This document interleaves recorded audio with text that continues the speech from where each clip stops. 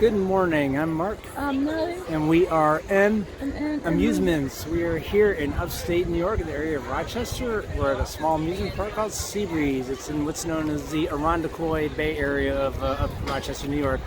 We're very anxious to cover this small amusement park. It's been one we've been wanting to visit. I learned about it through a fellow Instagram connection of mine in the coaster community, and we're finally here to cover it. So now there's going to be an interview with the head of their public relations department, a little bit of a viewpoint from his perspective on what's had this park existing for a long time.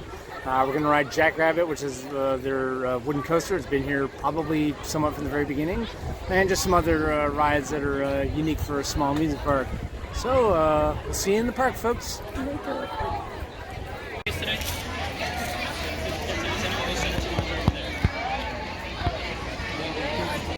Okay, we are in. We're heading towards Jackrabbit. This park is a little crowded today. Got a lot of groups here. Oh, great! They have a flying scooter ride. Just what Nelly and I were hoping for, right, sweetie? And there's Jackrabbit. Going to be our first ride of the day.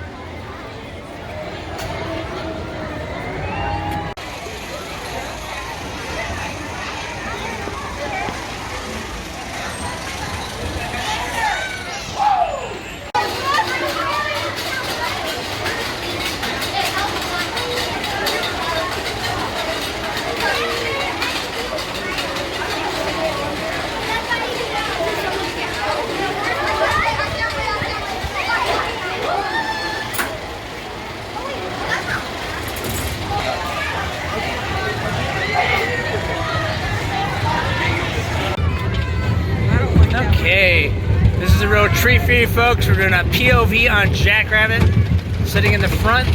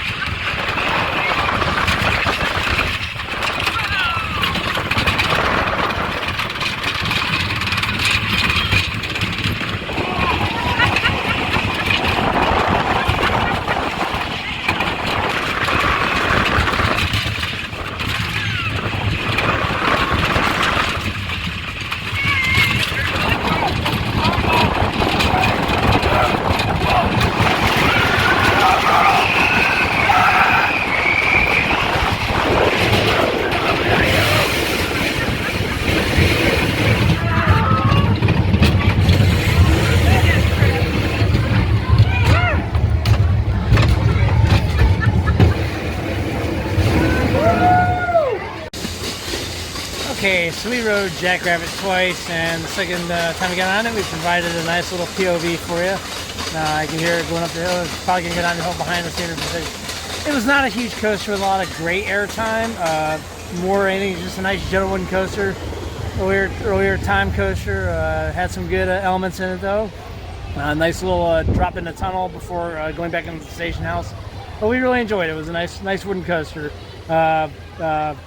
Just a perfect coaster, wooden old-time coaster to have in the park like this, and sounds like it's going to live on. So we got some other rides we're going to hit now. There's two other coasters we need to get on. One of them I think may be down, but I'm not sure. So as always, we'll catch up with you again here in the park.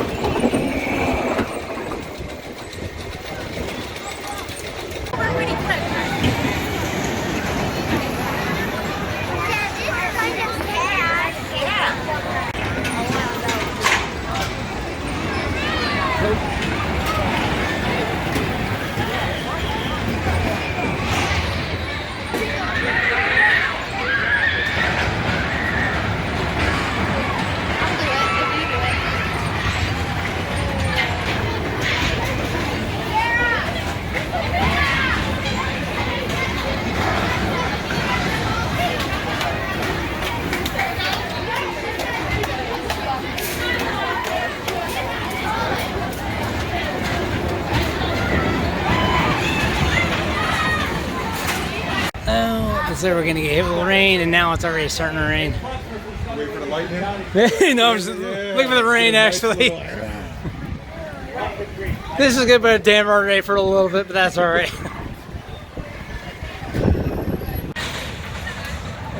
Okay, we are here with Scott Diamond, the public relations head for Seabreeze Amusement Park here in Irondiquoit Bay.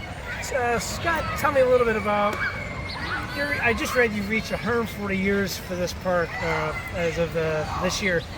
What has kept this park going that long for a small amusement park that would normally be defunct or because of not enough visitors? Well, our amusement park is smaller, but it's more intimate, and that is really what keeps people coming back. It's what keeps us in business for 140 years. Family is key. This place has been family owned and operated for the past, well, coming up on the 6th generation of family owners will be up next now. They focus on that family experience, being able to bring the family together and have fun with each other, to have a day out on a nice gorgeous lake shore, enjoy a nice cool breeze while getting all the entertainment of all the roller coasters, the incredible food that we have here. We really do our best to keep reminding our community that we are focused on the family, and we want you to come here and experience that. Nostalgia is where it's at. You mentioned food. What is the signature food here at Seabreeze? It is without a doubt our sugar waffle. It's a fried waffle, and people, I'm not kidding, they come in and pay just the spectator pass, which is like $13.99. They come in just to get a 6-stack of them, bring them home with them so they can enjoy them throughout the week. It's got the consistency of like oh gosh, I can't even explain it. It's got like a crunchy consistency to it. It's sweet. It's covered in sugar. The French Waffle, the pastry, I know exactly what you're talking about. It's where it's Point, oh my gosh, it's incredible. I just had one for the first time in my life 3 days ago, and I'm already drooling talking about it right now. Excuse me. I was blown away. I went and found the food service director, and I said, I know I'm new here. I know you've heard it 100 times, but this is the best thing I've had in the past year. It is incredible, and people really come back and they flock for it. It's amazing. I've noticed we were walking the bay here last night, and I saw a lot of space down there on the hill. Is there room for expansion, or are you guys landlocked? Do you see potential for another new ride in this park? You know, that's always a challenge. We're not landlocked. We do have some room too, but the land you saw down there we ate at Bill Gray's last night. We have maximum capacity park days. 4th of July is definitely one of them too. We don't discourage anybody from ever coming to Seabreeze, but that's one of the holidays where you know it will be packed. It'll be bumping. So that entire lot and that land down there is 100% utilized. Now, being able to look throughout our park and our corners we have in here, we've managed to fit in probably 2 new rides in very, very precise locations in the past 10 years. One of them in 2017 being the Time Machine. It's tucked so perfectly right up against the fence too. And believe it or not, it's actually one of the first things you see when you come up to the park is one of our newer rides, the Time Machine. Just does this pendulum ride and comes right up. But seeing that and how they were able to get and utilize that little portion of land and continually bringing in new rides to keep that up-to-date feeling in today's modern time, while still appreciating the park's history, maintaining that historical aspect. It's a challenge, but we think we've been thriving after 140 years. And my last question, Scott, for you today is, what do you guys do as a park to give your returning guests that get a season pass, your locals, a bang for their buck? Do you have an after-hours discount? Do you have a special events you guys do in the evening where the park might be open a little bit later than normal? So our passport holders truly get their bang for their buck. You come back 2 visits and you've already got your money's worth with it. But you get over 20 visits with that. You get special friend discounts. At the end of the year, we do some nice discounts for our passport holders in the stores that we have for merchandise. We have a bunch of other special event days like our military weeks. Military personnel, retired or active, get in for free, and there's a significant discount for their family as well too. Our Final Fling weekends have discounted prices. There's so many things we try to do to offer that incentive to get those frequent visits to coming back. And that could be why you guys survived 140 years. I would agree. I feel like we're really, really happy that we've come this far, and we're always looking forward to the future. It's going to be great. Well, I think next year's going to be a bang year. Next year's going to be a bang 140 years. That's pretty good. Speaking of which, you mentioned that next year our Jackrabbit roller coaster turns 100 years old, and we are incredibly excited to celebrate that. We're still thinking about how we're going to unroll that birthday celebration, but and hoping we could be involved with that somehow. Absolutely. We'll definitely see you. We'll see you there for that celebration. Scott, thank you so much. Absolutely. Man. Thank you very much, and thank you for coming out and enjoying our park. First thing I did when I was like really getting into the, like learning about the Jackrabbit. Yeah. Somebody explained the levers to me, like when they pull the levers, Yeah. how the skid stop happens. The 55-gallon drums full of concrete that are counterweights and everything. It's incredible. I thought it was all here. of that. Yep. I hear. Here it is, right here.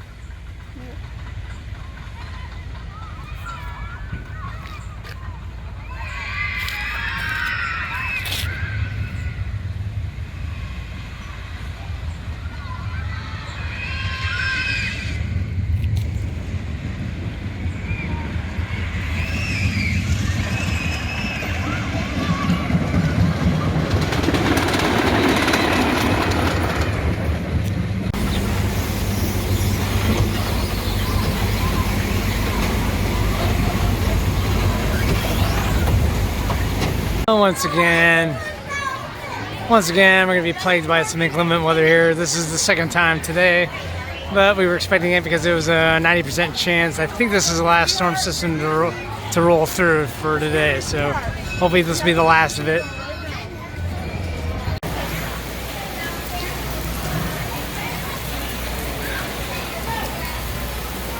So this is the second rainfall we've had today. Okay, so this is the infamous French waffle that I missed so much at Cedar Point because we haven't been able to find them, but Seabreeze has them here, and you'll find out as you find out from Scott in our interview with him, this is their signature food. So we're gonna dig in.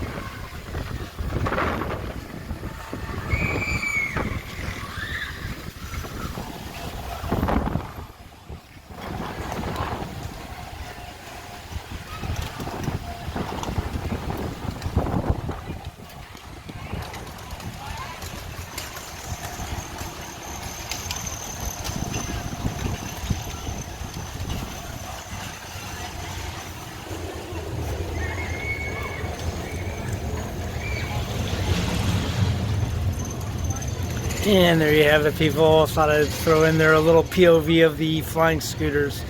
One of my favorite, and the Bishraco model just kicks butt.